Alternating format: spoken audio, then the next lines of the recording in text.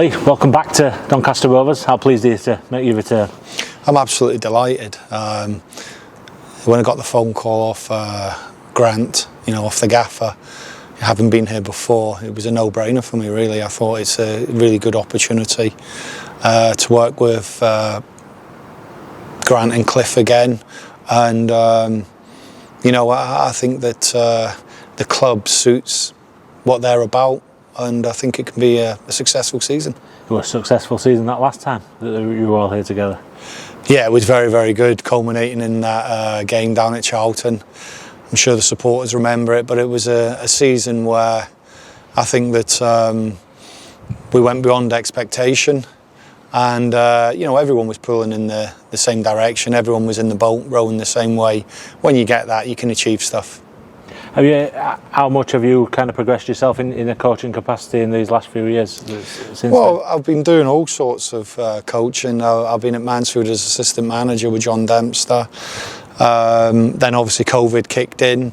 I had a spell at Kettering last season where I was managing in non-league. Albeit I was doing bits and bobs for other people in the league, just looking at players and passing players on. So I've actually been involved in some capacity in football since I left school in 1986, at every level from Premier League down.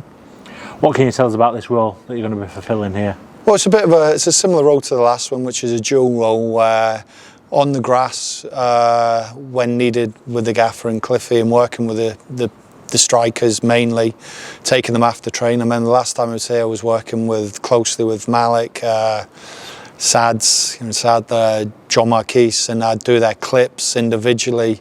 So I'd sort of look after them individually, more the strikers, and doing whatever's needed there when I'm in, and then overseeing the sort of scouting, opposition, some recruitment, so overseeing that side of it. And that last time I can remember Malik came in, Herbie Kane, Sads, Paul Down in the centre back, Tyler Smith. So within all of the gaffer likes to be very hands-on with the scouting as well. Him and Cliff and myself, we just dovetailed off each other and got players watched and managed to drive up the standards in the building by maybe getting a bit more quality in. In terms of the attacking players that you're going to be working with out on the grass, what do you make to the stock that we've got at the minute? Well, I've spoke with the lads.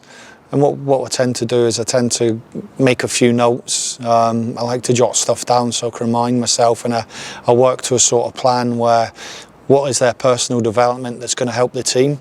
And when we work to that, I remember the last time I was here, we all were sort of on the same page, and having watched a lot of the opposition, I could, trying to say, you can never say what's going to happen in a game, but I'd say to the strikers, look, you might get these type of opportunities in this game, and we'd do a little bit after training, finishing drills and whatnot, to align with that. Those little bits can make a massive difference, can't they? Yeah, well, I tend to think that if we've got the opposition, we know what, we've watched them and we know what we've got in the building, and it might be a game where it's crossings, so we'll work on some crossing. It might be a game where, you're moving off the side of players and you're getting rolled in, or it might be a game where the ball's coming into feet and it's setting for people.